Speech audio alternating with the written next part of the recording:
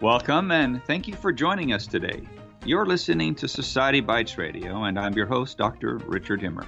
And I'm CHERI, HIMMER, and this is Authentically You, social interaction for the mind and soul.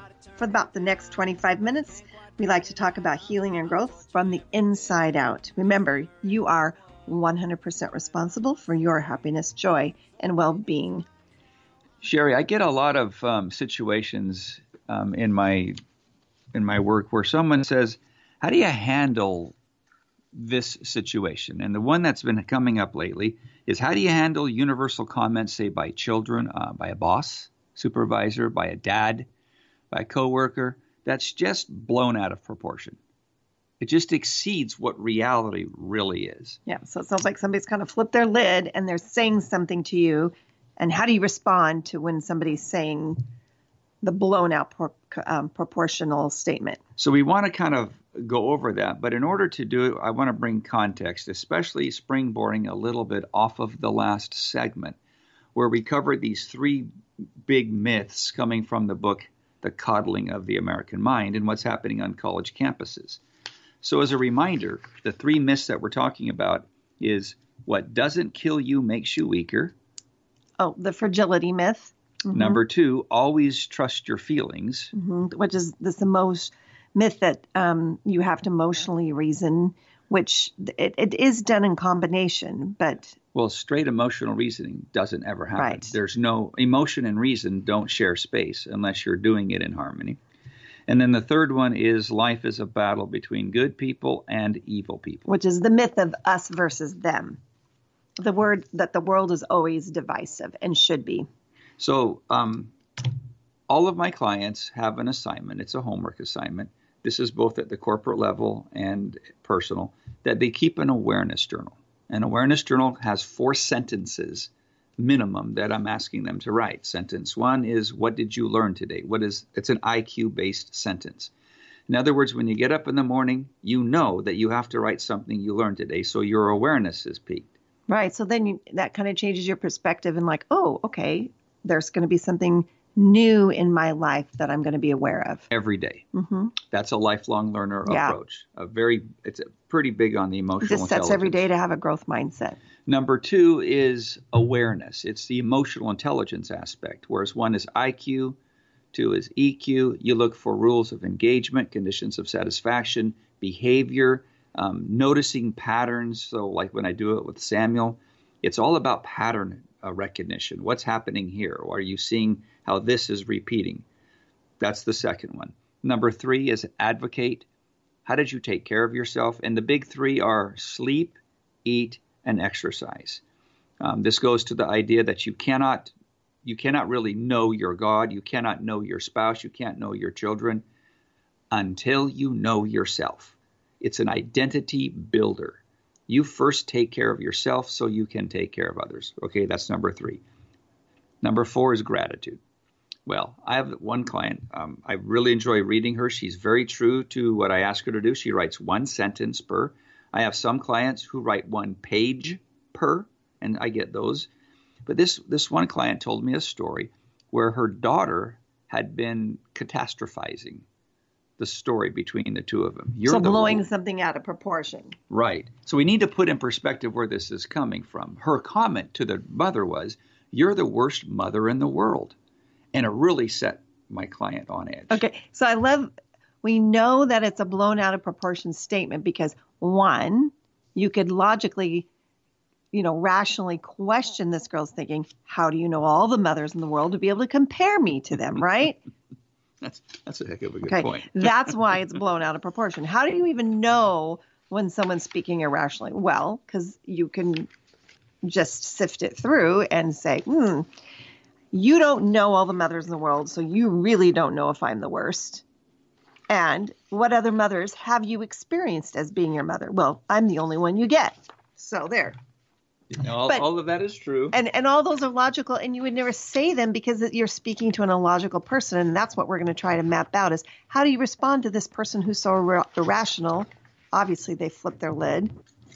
So I'm looking for my notes. That's not what I'm looking for. I'm looking for the notes that has the catastrophizing or the the blown out of proportion. Here, I got these. I'll just okay, use it right off here. The screen.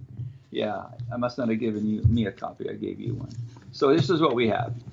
So there are multiple cognitive distortions that we deal with on any given day.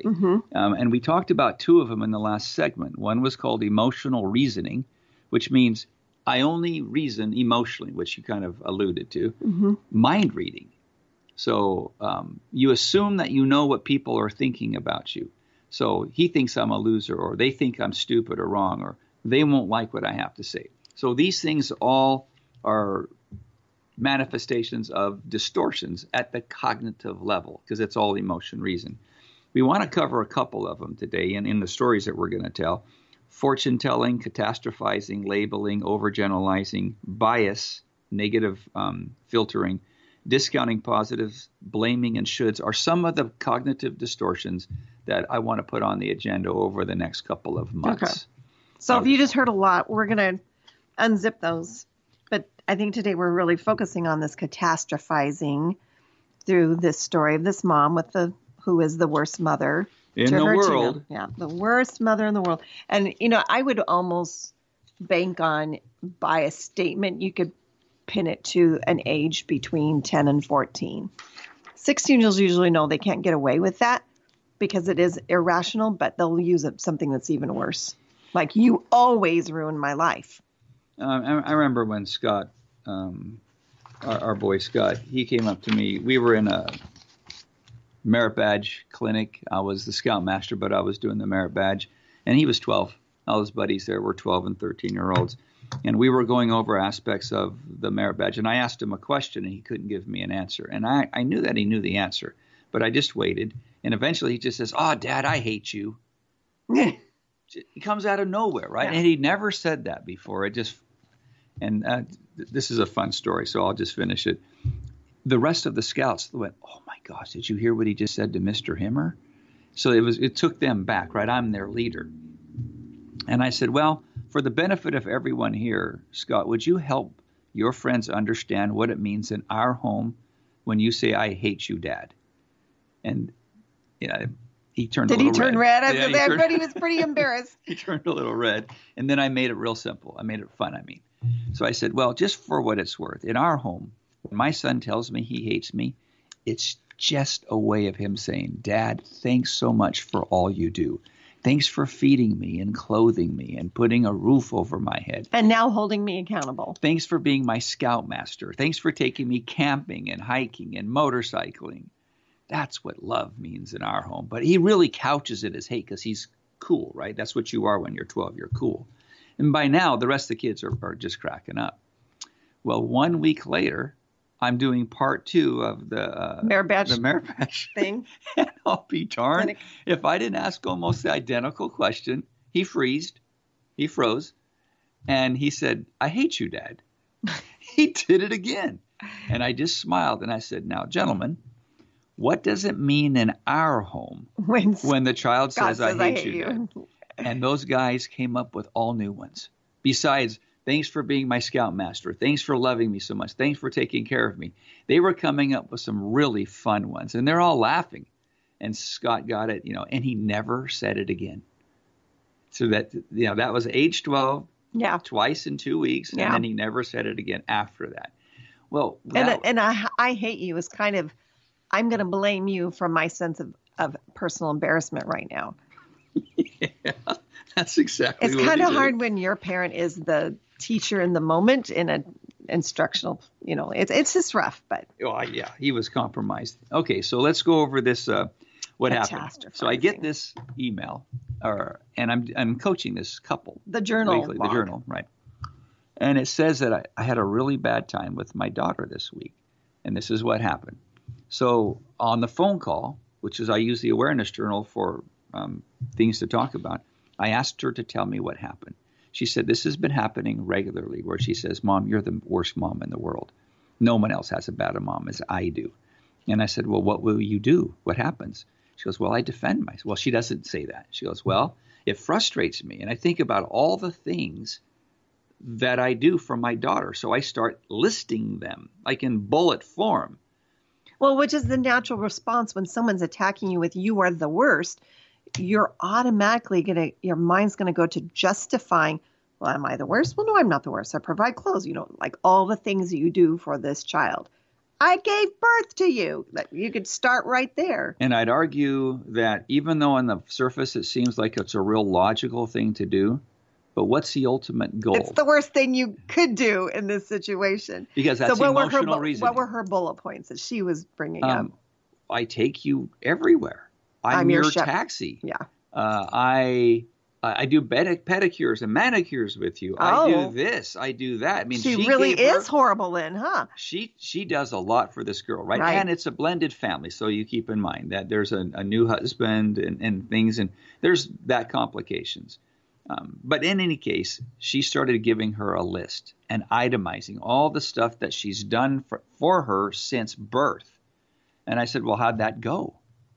And she goes, well, it was horrible. I said, how'd you feel? That what she wanted to say, was she lacked the word at the moment, was insatiated. It felt horrible and it wasn't enough. And the daughter didn't respond at all. So then her question was, what do I do? How do you handle a scenario like that? So we're going to teach an old tool that we've been talking about a lot called connect and redirect. And it's a two-faceted connect. So most of the time when we explain connect and redirect is that if I were the mother just for a second and you were the daughter, I would be trying to connect with you. That's one way we teach it. But when you realize what's happening in a connect and redirect, she's just kind of thrown a curveball at you and you were looking fastball. It caught you off guard. You're also connecting with yourself. You're laying a clear, very stable foundation. You're not going to fight or flight. When you connect, remember, the goal is to be integrated with upstairs and downstairs brains. As soon as the mother, or in my case, as soon as I went into defending my position, I'm now downstairs driven with a false narrative that I have to defend myself. I'm not good enough. My daughter doesn't see me as good enough.